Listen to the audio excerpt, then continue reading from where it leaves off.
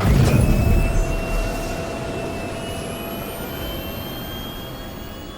systems online. Salut à tous, c'est Schneider et on se retrouve pour une vidéo beaucoup plus longue que prévu. Tous les mois, CIG publie un magazine en ligne nommé Jump Point pour les backers qui ont choisi de s'y abonner. D'ordinaire, je ne traite pas du contenu de ces magazines, premièrement car je n'y suis pas abonné, et deuxièmement car ça demanderait beaucoup trop de travail. Mais là, on est fin octobre 2019, le numéro de Jump Point pour ce mois-ci vient de sortir, et dans ce numéro, Christopher Bolt, un ingénieur de CIG, y a publié un article sur l'une des problématiques majeures de Star Citizen, l'Object Container Streaming, qui pour le coup mérite carrément qu'on en parle.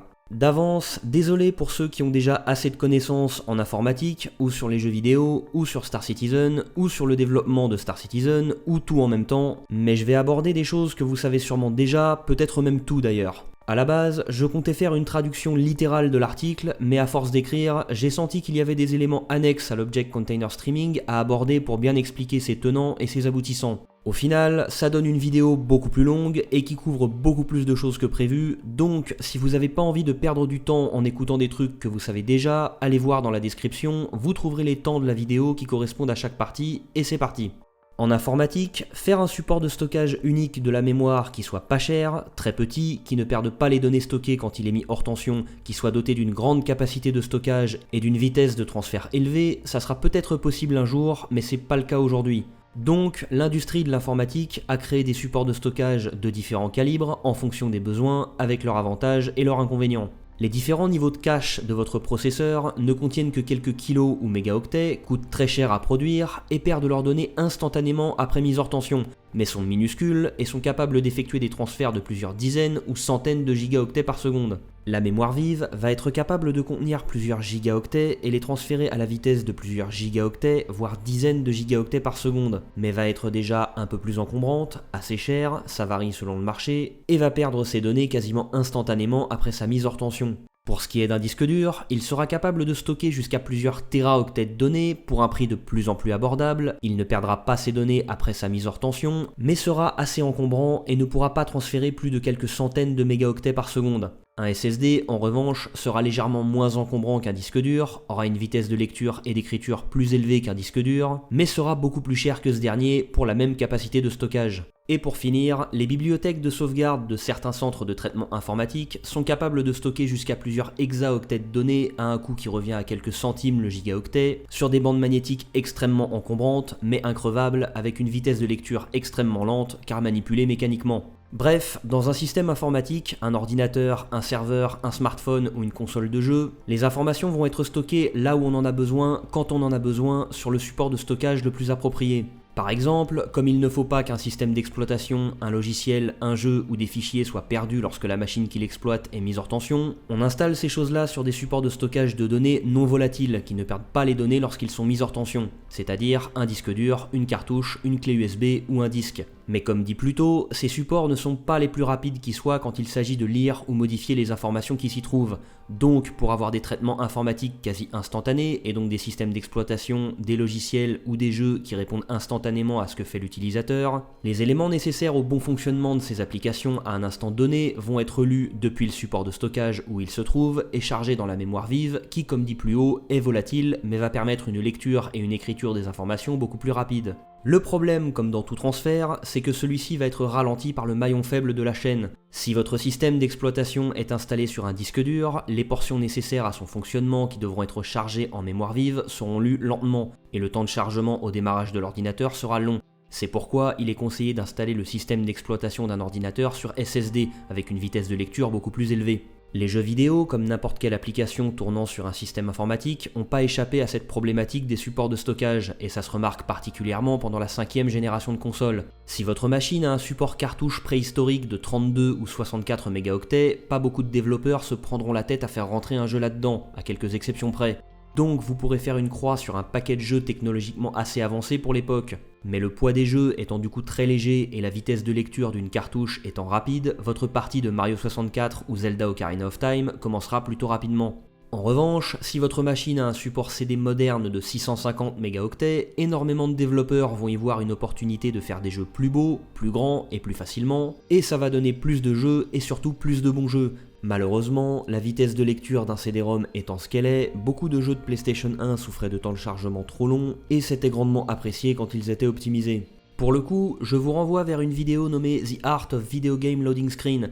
Entre les pourcentages, les trucs qui tournent, les cinématiques, les musiques, les conseils, les phases de jeu restreints, les ascenseurs, les portes qui s'ouvrent, les trucs à lire sur le personnage, sur l'histoire, sur le lore, la manipulation de modèles 3D, l'interaction avec des trucs sur lesquels on peut tirer ou taper ou faire des bruits, vous serez surpris d'imaginer la quantité de trucs que les développeurs ont tenté pour rendre les temps de chargement moins pénibles.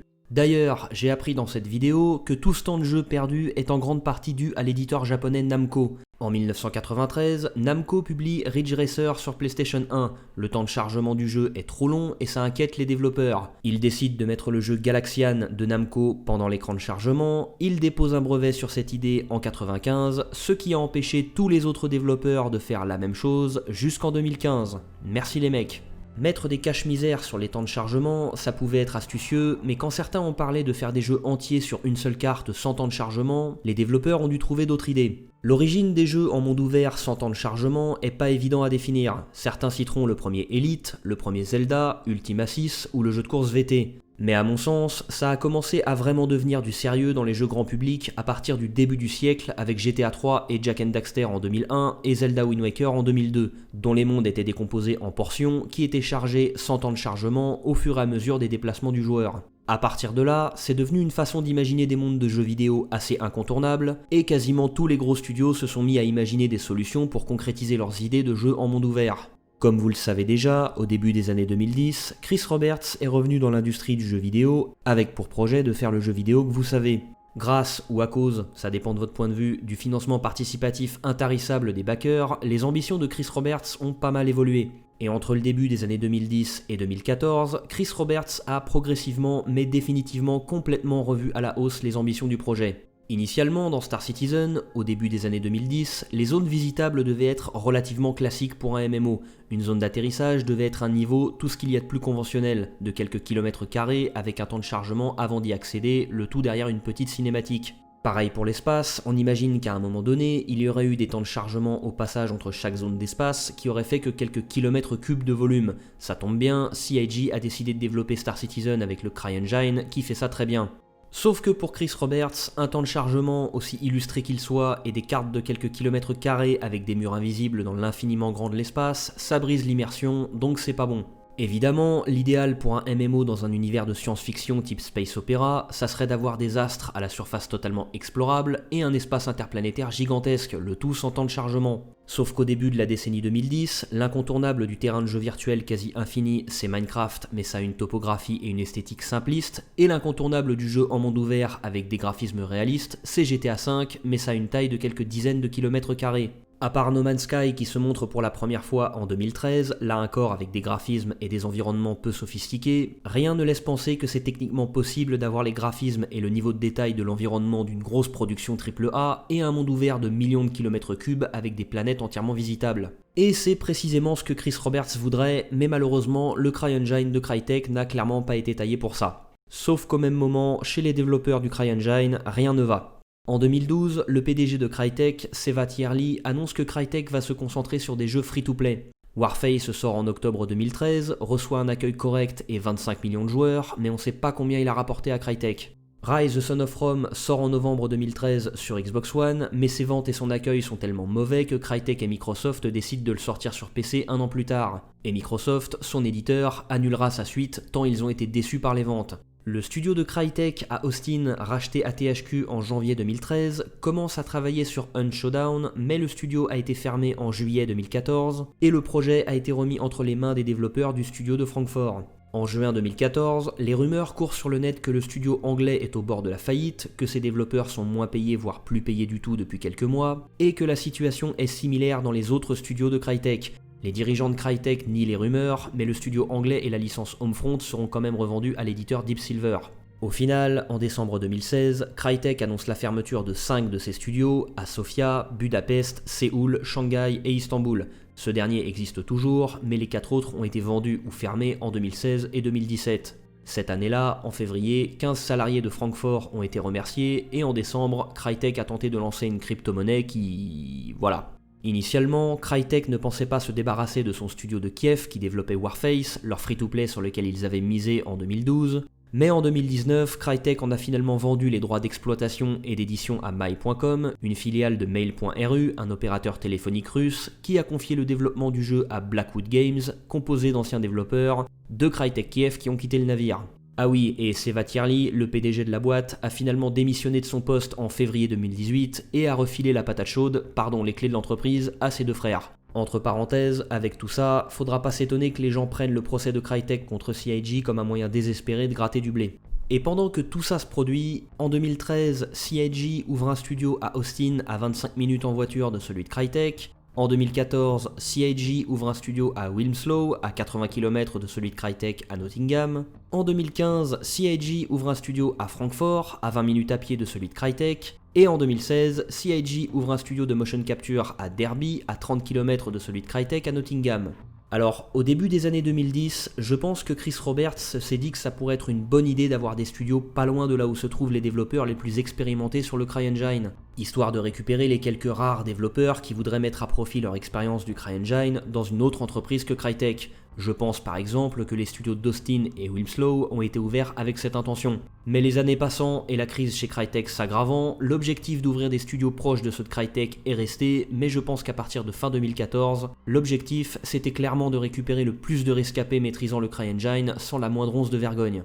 Et le moins qu'on puisse dire, c'est que ça a carrément marché. Ivo Herzeg, Francesco Roccucci, Marco Corbetta, Dan Truffin, Carl Jones, Carsten Wenzel, Christopher Bolt, Dan Adams, Ayo Koek, Pascal Muller, Tom Johnson, Todd Papy, Brian Chambers, Hannes Appel, Jordan Stefanelli, Achim Lang, Özlem Asena Sakbili, Sacha Oba, Michael Madsen, Paul Reindl, Steve Bender, Sean Tracy, Michael Barkali, John Crew, Robert Howes, Luke Presley, Nathan Dursley, tous ces gens sont partis des studios de Crytek Francfort et Nottingham et ont rejoint les studios de CIG à Los Angeles, Francfort, Wilmslow et Derby. C'est probablement pas exhaustif et on saura jamais lesquels sont partis de leur plein gré et lesquels ont été renvoyés, mais je pense que c'est assez représentatif de la crise salariale chez Crytek au milieu des années 2010. Je vais pas rentrer dans le détail, mais parmi tous les gens cités, à peu près la moitié ont quitté le studio de Crytek de Francfort pour aller au studio de CIG dans la même ville, et si ces départs s'étendent de février 2013 à décembre 2018, pratiquement la moitié ont eu lieu en 2015.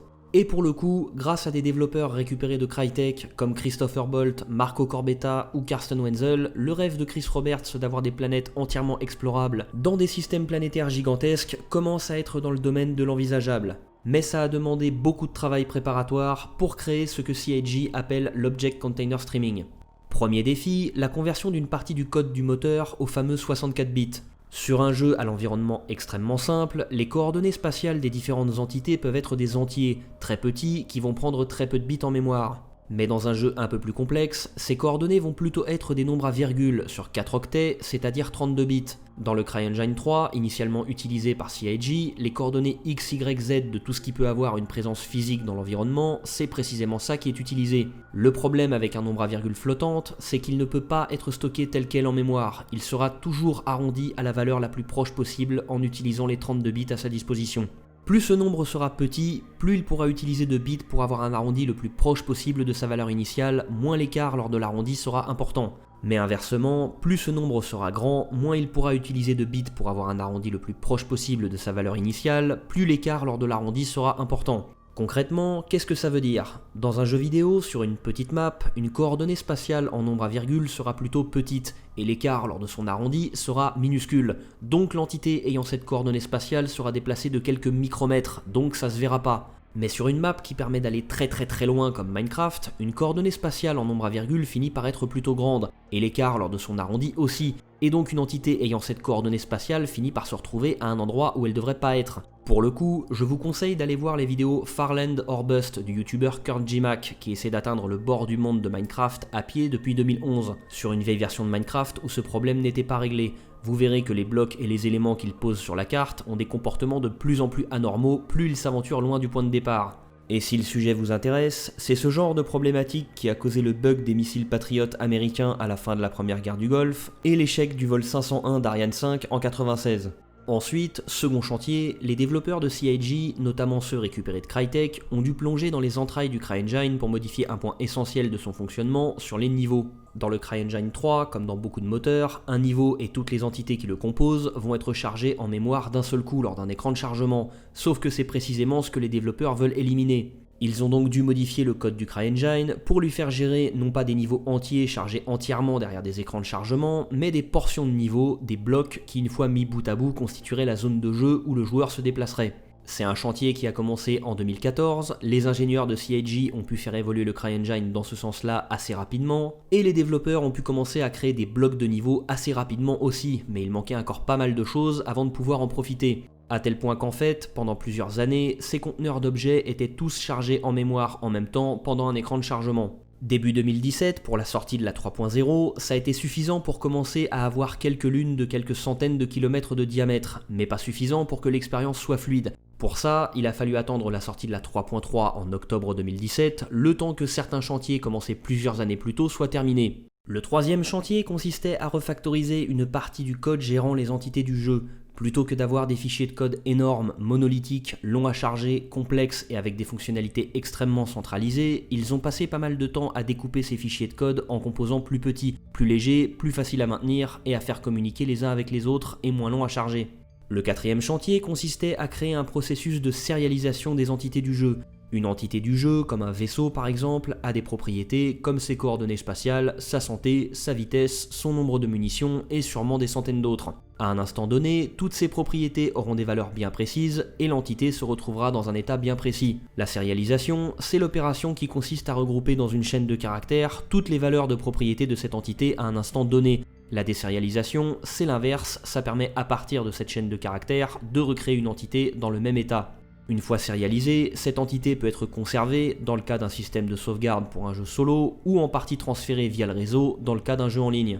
En l'occurrence, pour alléger les transferts de données via le réseau, les développeurs de CIG ont imaginé une solution pour sérialiser seulement les données ayant été modifiées. Et enfin, le cinquième chantier, pour le coup je pense le plus compliqué, a été de bénéficier du multithreading. Pour obtenir 30 images par seconde dans un jeu vidéo, les opérations nécessaires au calcul du jeu et à la génération d'une image doivent être réalisées en 1 seconde divisé par 30, 33 millisecondes. Au-delà de ça, le jeu ne parviendra pas à être mis à jour plus de 30 fois par seconde, ce qui sera visible et désagréable pour le joueur. Et parmi toutes les optimisations possibles pour pouvoir optimiser le temps de traitement d'une application, existe le multithreading. Et pour le coup, si vous connaissez mieux le sujet que moi, n'hésitez pas à corriger mes erreurs ou me compléter dans les commentaires. Le code d'une application exécutée sur un ordinateur a un fil d'exécution, pendant lequel chacune des lignes de code de l'application vont être exécutées.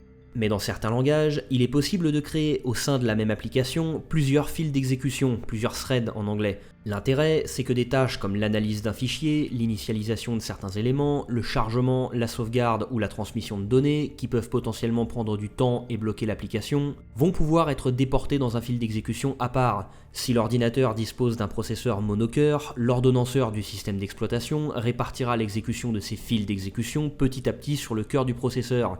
Mais sur un processeur multicœur, il sera possible d'avoir vraiment des fils d'exécution exécutés sur des cœurs différents, en parallèle, et donc potentiellement avoir des gains de performance. Problème, la gestion de plusieurs fils d'exécution n'est vraiment pas quelque chose de simple. Un fil d'exécution de code unique donnera toujours le même résultat, mais plusieurs fils d'exécution exécutés en parallèle ne donneront pas le même résultat d'une exécution à l'autre selon l'ordre dans lequel ils seront exécutés par l'ordonnanceur du système d'exploitation. Le programme pourra même planter si deux fils d'exécution tentent de modifier les mêmes données au même moment.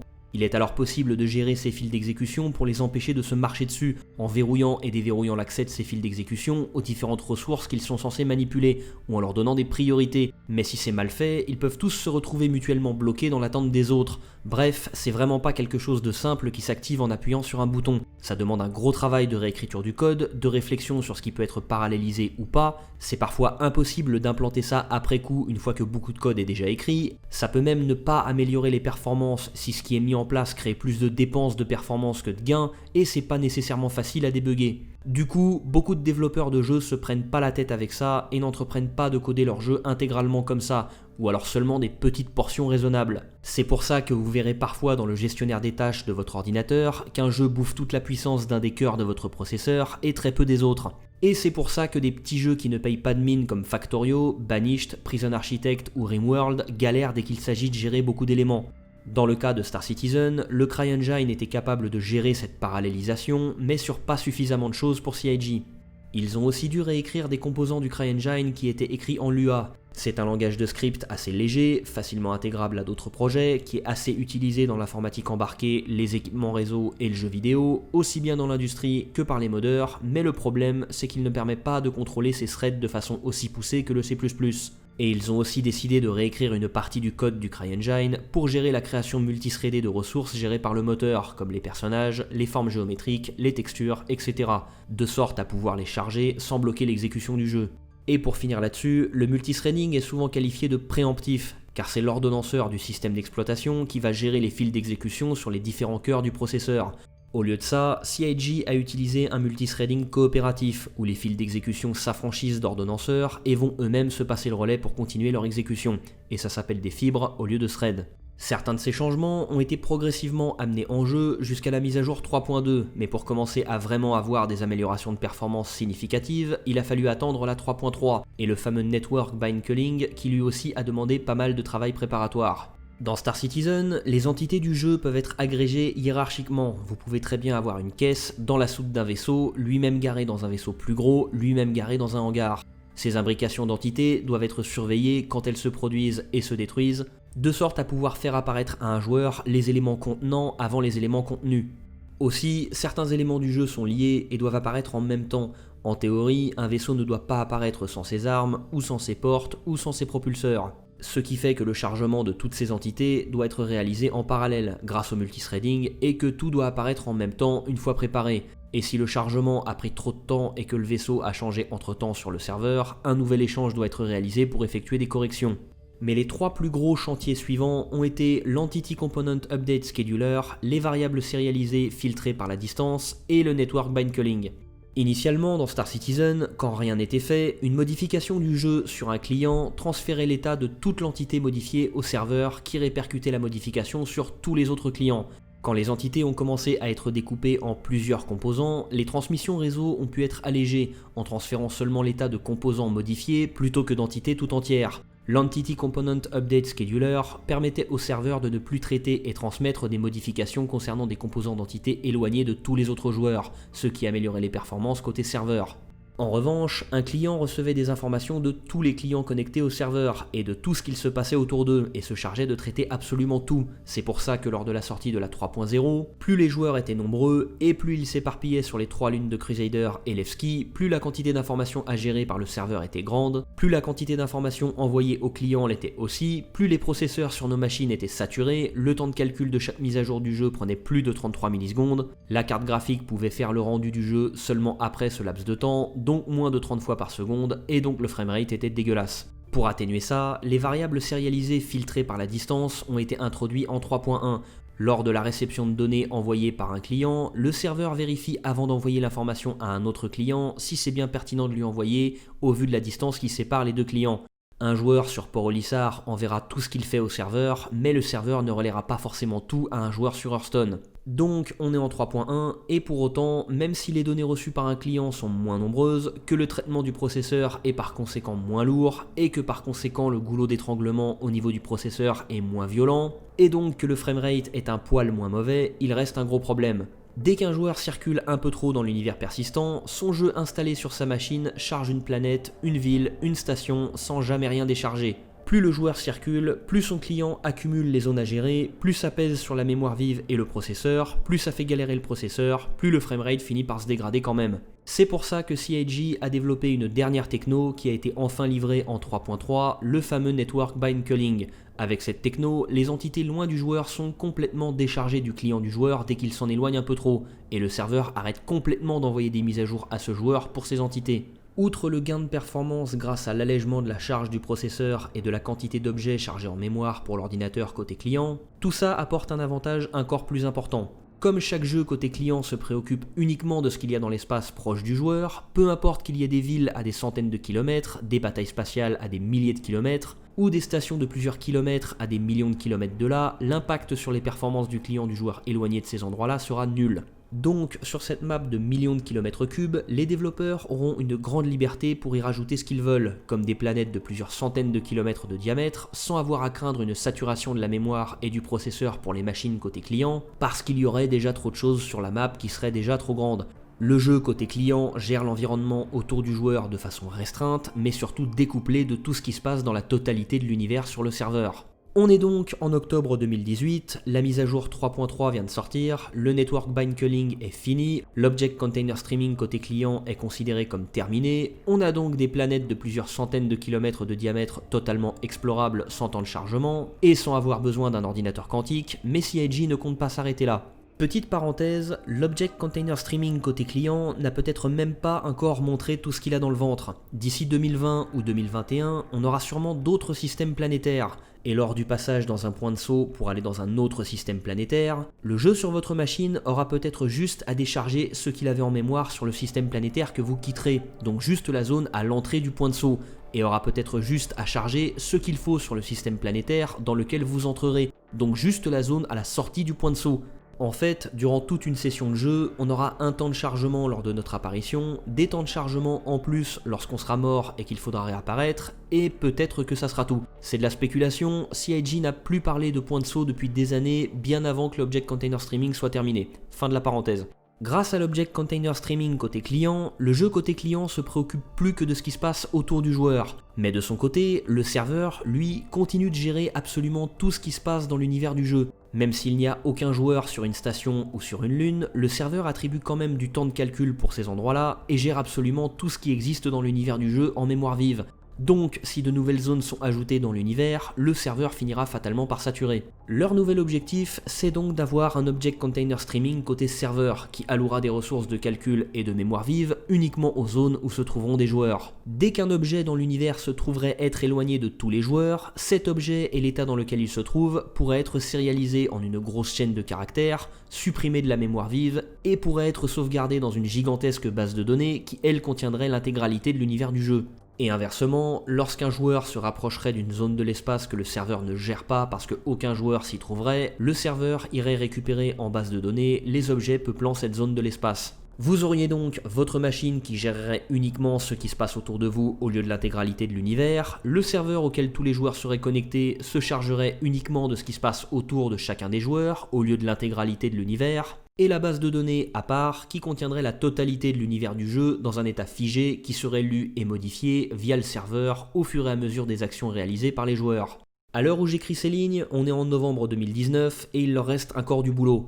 Premier point, ils ont dû par exemple améliorer le système de chargement des entités pour éviter qu'elles soient chargées dans le désordre et se retrouver avec les PNJ chargés dans le sol et que l'erreur soit répercutée sur tous les clients. Les zones où ce genre de problème apparaît sont actuellement en train d'être répertoriées et corrigées. Deuxième point, comme le point d'apparition de l'avatar du joueur est une entité comme une autre, mais que le serveur communique sur une entité que si le joueur est déjà proche d'elle, ils ont aussi dû revoir le fonctionnement des points d'apparition. Dernier point, puisque le principe de l'Object Container Streaming côté serveur consiste à un moment à supprimer les objets qui sont devenus trop loin de tous les joueurs et les sauvegarder en base de données et les charger en jeu quand les joueurs s'en rapprochent, CIG a dû trouver une solution pour pouvoir sauvegarder les coordonnées géographiques de chaque entité et les rechercher sur ce même critère. Et pour ça, ils se sont inspirés de GeoHash. C'est un système de géocodage des coordonnées géographiques créé pour le site web du même nom et qui a été rendu public en 2008. Vous allez voir, c'est relativement simple. La surface de notre planète est divisée en 32 zones ayant une lettre ou un chiffre. Une bonne partie de l'Europe se trouve dans la zone U, elle-même divisée en 32 zones. Une bonne partie de la France se trouve dans la zone U0, encore divisée en 32 zones. Une bonne partie de l'Île-de-France se trouve dans la zone U09. Le sud de Paris se trouve dans la zone U09T. Une partie du sud de Paris se trouve dans la zone U09TV, etc., etc., etc. CIG a repris l'idée et l'a utilisée pour faire son propre algorithme qui va gérer ça pour le volume d'un système planétaire et pas juste la surface d'une planète. D'ailleurs, si c'est ça qui est utilisé en coulisses pour le système de coordonnées spatiales et que ça marche, c'est pas impossible que ça soit pareil pour nous les joueurs et que Stanton plus plein de caractères représente les coordonnées géographiques d'un mètre cube bien précis dans le système Stanton. Et puisque plus la chaîne de caractères est longue, plus elle indique un secteur précis, on peut facilement imaginer en jeu trouver ou recevoir un identifiant de zone pas très long, donc pas précis, ce qui nous obligerait à explorer cette zone en la scannant. Ces 3 derniers points permettront de finaliser l'Object Container Streaming côté serveur, mais ils sont toujours en cours de développement à la fin de l'année 2019 et il y a peu de chances pour qu'ils soient terminés avant la fin de l'année. Mais on connaît déjà la suite. Pour l'instant, le serveur sur lequel on joue a sa petite base de données personnelles en mémoire vive qu'il perd lorsqu'il crache ou qu'il redémarre. Certaines choses sont persistées dans la base de données générale du jeu, comme certains éléments de la progression du joueur, mais on est encore loin de pouvoir jeter un item au fin fond de l'espace et de le retrouver au même endroit des mois après.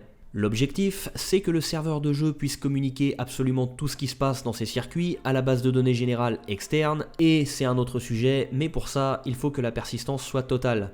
Outre le fait que moins de données seront perdues en cas de crash du serveur, ça permettra aussi de ne plus se limiter à un serveur avec une base de données, mais à plein de serveurs avec la même base de données.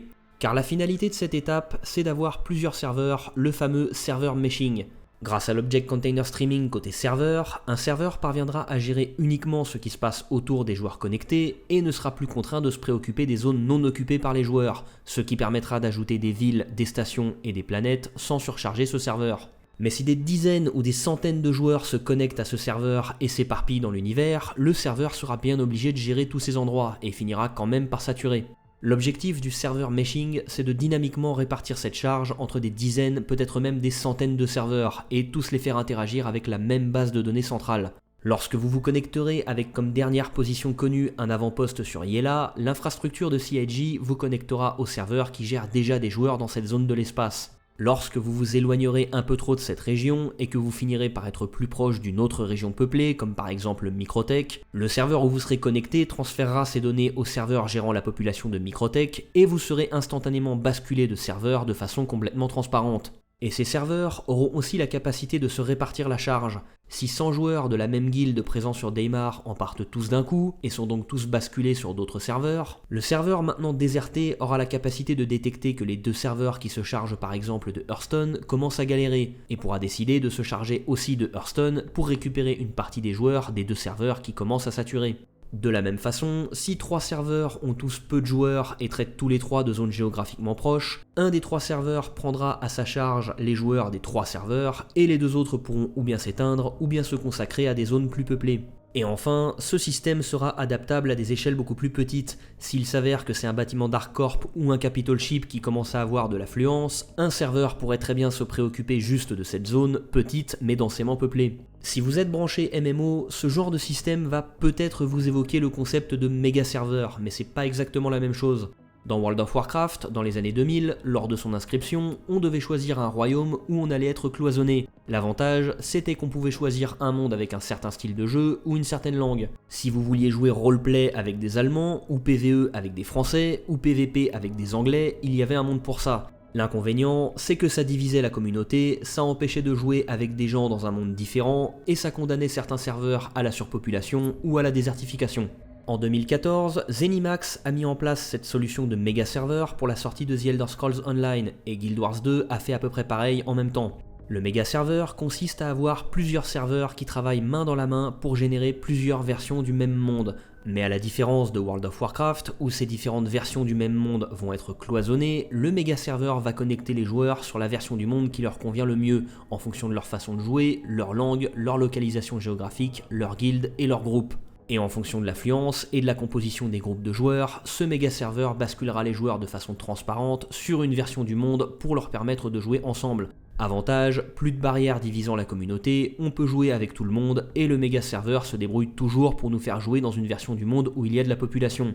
Inconvénient, un méga serveur unique pour The Elder Scrolls Online ne suffit pas puisqu'il y en a un en Europe, un autre en Amérique du Nord et on a récemment dit aux kangourous et aux kiwis qu'ils auraient pas le leur. Le groupement de joueurs d'un même continent dans le même monde nous force parfois à côtoyer des joueurs avec qui on peut pas communiquer ou qui n'ont pas le même style de jeu que nous et la dilution de toute la communauté sur le même monde ne permet pas d'avoir des serveurs uniques avec leur histoire respective et leur identité créée par la communauté. Le serveur meshing de Star Citizen est prévu pour pas être exactement comme ça. Si les serveurs du méga serveur de The Elder Scrolls Online gèrent individuellement des versions parallèles du même monde et travaillent main dans la main pour y répartir les joueurs, le serveur meshing de Star Citizen visera à ce que chaque serveur gère dynamiquement certaines zones de l'espace, sans séparer les joueurs dans des dimensions parallèles.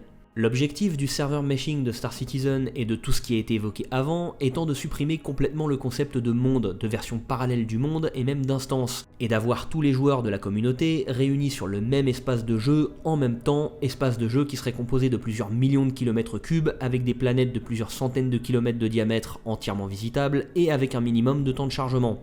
En 2016, CIG a signé un partenariat avec Amazon. On n'a pas le contrat, mais je pense que les deux gros sujets de ce partenariat, c'est l'utilisation et l'amélioration par CIG du Lumberyard, la version du CryEngine utilisée par Amazon que CIG a décidé d'utiliser aussi, et l'utilisation par CIG pour Star Citizen de l'Amazon Web Services, l'un des meilleurs systèmes de service cloud au monde, peut-être même le meilleur. Avec ça, CIG aura la possibilité d'avoir des serveurs de jeu partout où Amazon a des data centers. Personnellement, même avec ça, j'ai des doutes. J'en ai pas vraiment sur la capacité de CIG à créer ce fameux serveur meshing, mais plutôt sur son efficacité en conditions réelles. Donc à partir de là, c'est avis personnel à fond. Outre le fait qu'un monde unique nous forcerait à interagir avec des joueurs ne parlant pas la même langue ou ne jouant pas le même style de jeu, si on suit le fonctionnement du serveur meshing de Star Citizen, si le premier joueur qui arrive à Lorville sur Hearthstone est européen ou si la majorité des joueurs à Lorville sont européens, le serveur qui va se charger de cette partie-là de l'univers du jeu va être situé en Europe, disons à Francfort. Deux joueurs habitant Sydney et Los Angeles arrivent en saut quantique sur la planète d'Hearthstone, sont automatiquement basculés sur le serveur qui gère cette région, donc le serveur de Francfort, et voient instantanément leur ping monter à plus de 500. Même chose dans l'autre sens, vous êtes européen, vous arrivez dans une zone où se trouve une grosse guilde de joueurs américains, vous êtes basculé sur un serveur en Virginie et vous vous mettez à laguer. Ou alors pour gérer une zone de l'espace, on aurait en fait plusieurs serveurs à différents endroits du monde pour s'assurer que tous les joueurs puissent être connectés à des serveurs géographiquement proches d'eux, et ces serveurs échangeraient entre eux pour répercuter les actions du joueur australien connecté au serveur de Sydney sur le serveur de Los Angeles et de Francfort pour que ces actions soient visibles par les joueurs américains et européens. Donc, au lieu d'avoir des joueurs connectés sur un serveur de l'autre côté de la planète, avec une latence énorme, on aurait des joueurs connectés à leur serveur régional, qui communiqueraient avec des serveurs éloignés, mais comme ça serait une communication de serveur à serveur dans des data centers d'Amazon, il y aurait de la latence aussi, mais quand même beaucoup moins. On n'en sait rien, les ingénieurs de CIG ont sûrement déjà commencé à réfléchir à ce problème, mais rien n'a été annoncé. Mais aujourd'hui dans Star Citizen, lors de la connexion au serveur, on peut déjà choisir de se connecter au serveur européen, américain ou australien. Donc j'espère me tromper, mais je pense que le serveur meshing va être un succès en demi-teinte.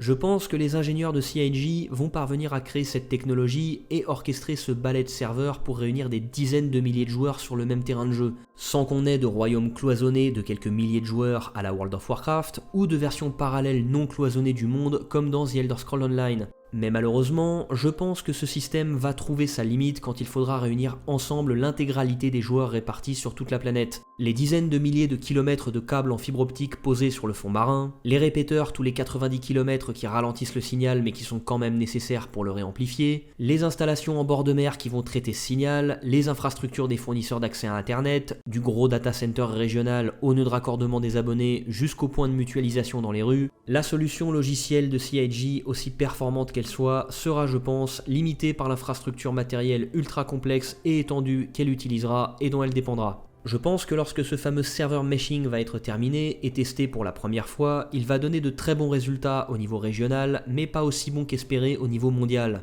Et du coup, c'est pas impossible que dans quelques années, quelques mois après la finalisation du serveur meshing, CIG fasse une annonce pour expliquer cette réalité et le fait que ça soit un problème insurmontable. Et annoncer que finalement, on aura un serveur meshing européen pour regrouper les joueurs européens dans leur univers, un serveur meshing américain pour regrouper les joueurs américains dans leur univers, et un ou deux autres serveurs meshing pour regrouper les joueurs asiatiques et ou océaniens dans leur univers, mais que les joueurs du monde entier ne pourront pas tous être regroupés dans un univers unique parce que l'infrastructure mondiale d'internet ne permet pas de le faire sans un temps de latence horrible pour tout le monde. Après, j'ai dit succès en demi-teinte, et à partir de là, désolé, mais je vais y aller pleine balle sur la spéculation en partant très loin. Je pense que malgré tout, la grande majorité des joueurs de Star Citizen ne seront pas mécontents du résultat. Même si Star Citizen se fait seulement entre guillemets avec plusieurs mondes séparés regroupant chacun des dizaines de milliers de joueurs du même continent sur le même univers, au lieu d'un univers unique regroupant plusieurs centaines de milliers de joueurs du monde entier, entre des communautés continentales compartimentées avec plein de joueurs, mais pas tous, mais qui laguent pas trop, et une communauté avec tout le monde, mais où tout le monde lag, les joueurs de Star Citizen étant majoritairement des adultes familiers avec l'informatique et internet et passionnés par les jeux vidéo, je pense que la très grande majorité comprendra le problème et acceptera la solution retenue, bien qu'elle soit imparfaite. Les quelques rageux jusqu'au boutistes qui voudront faire entendre à tout le monde qu'une fois de plus CIG a menti et n'a pas tenu sa promesse, ceux-là pisseront contre le vent parce que le reste de la communauté sera en train de s'amuser et n'en aura rien à carrer.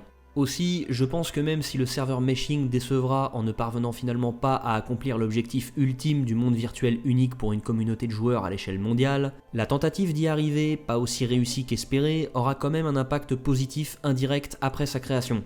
Comme on l'a vu, pour en arriver au serveur meshing, CIG aura dû créer des tas de technologies en amont comme les Object Container Streaming côté client et serveur. Chez les gros éditeurs de jeux, il y a forcément des concepteurs de jeux qui vont voir les technos créés par CIG pour en arriver au serveur meshing, que ça va faire réfléchir, et qui vont en discuter pendant des séances de brainstorming parce que ça sera une énorme démonstration de faisabilité.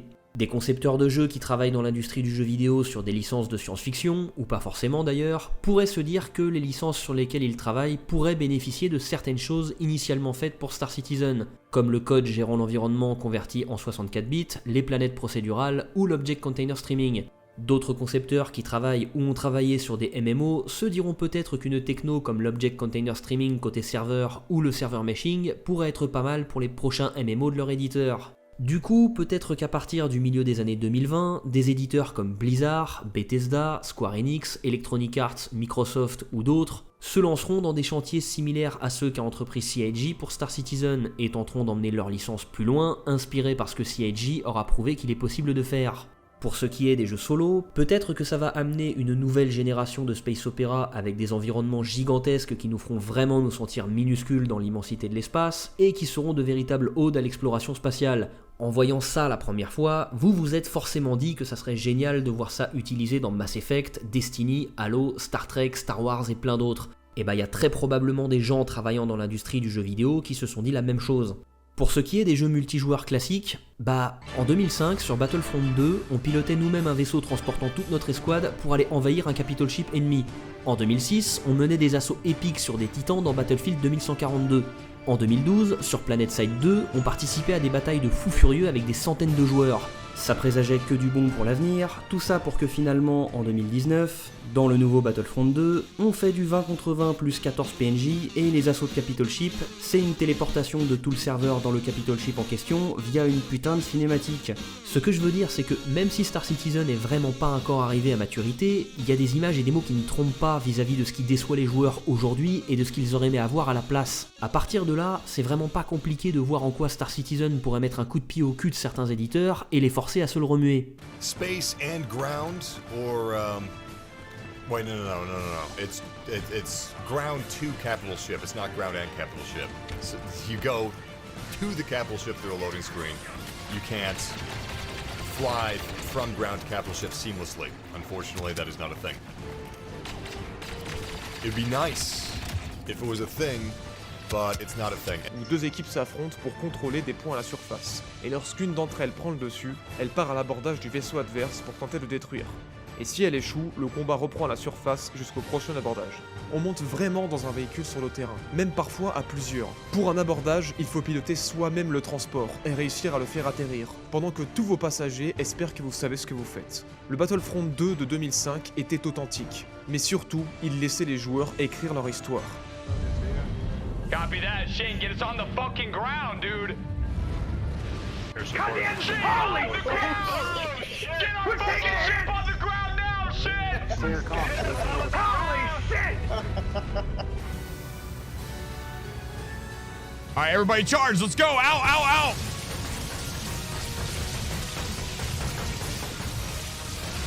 Get to the hammerhead. Let's go. Safety hand cover. Wait for them to overheat. Stay behind the rocks. Et pour des jeux massivement multijoueurs, J'imagine mal Electronic Arts et Disney qui entreprendraient un nouveau Star Wars Galaxies, ou Blizzard qui se remettrait à faire un MMO. Mais dans une décennie, Bethesda ou Square Enix qui tenteraient de faire un MMO dans leur monde fantastique sur une planète entièrement visitable avec gestion de la communauté par serveur meshing fait maison, c'est pas impossible et j'avoue que ça me plairait. Aussi, toutes les technos qui auront permis d'arriver au serveur meshing, une fois réalisées, testées, déployées et consolidées, au vu du partenariat entre CIG et Amazon, je vois mal tout ça rester d'obscurs systèmes cantonnés à Star Citizen. A mon avis, ces technos vont être réétudiés, refactorisés pour rendre leur implémentation plus facile et documentés pour être complètement démystifiés, pour ensuite être totalement incorporés au moteur utilisé par CIG, le Lumberyard d'Amazon, pour au final servir d'argument marketing. À partir du milieu des années 2020, je pense que lorsqu'Amazon mettra en avant son Lumberyard auprès de l'industrie du jeu vidéo, ça sera en partie en mettant en avant tout ce sur quoi CIG aura travaillé pendant les 10 ou 15 années précédentes, pendant lesquelles la majeure partie des joueurs et de la presse leur reprochait de se toucher le zizi en vendant des JPEG. Et peut-être que ça fera boule de neige et que ces technos rendus accessibles via le Lumberyard inciteront des entreprises comme Epic Games, Unity Technologies ou d'autres à les développer aussi pour leur moteur, ce qui rendra ce genre de technologie encore plus accessible. Au final, au début des années 2030, peut-être que ce genre de techno sera devenu accessible à une ribambelle de studios indépendants qui pourront entreprendre des choses qu'il aurait été impensable pour eux de tenter auparavant. Et personnellement, je serais très curieux de voir ce que pourraient imaginer des développeurs de jeux indépendants comme ceux derrière Starbound ou Subnautica avec des technologies héritées de ce qu'aurait inventé CIG pour Star Citizen. Bref, je pense pas que le serveur meshing arrivera à accomplir totalement l'objectif du monde virtuel unique pour toute la communauté pour lequel il aura été créé, j'espère me tromper évidemment, mais je pense que le chemin parcouru pour en arriver là va quand même grandement bénéficier à Star Citizen et peut-être même aux jeux vidéo en général. J'ai bien assez jacté comme ça pour cette vidéo, j'espère que ça vous a plu et que j'ai pas raconté trop de conneries dans la partie technique.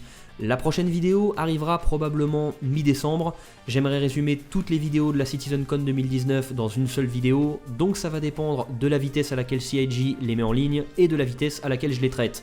Donc je vous dis à je sais pas quand en décembre, et d'ici là portez-vous bien les citoyens.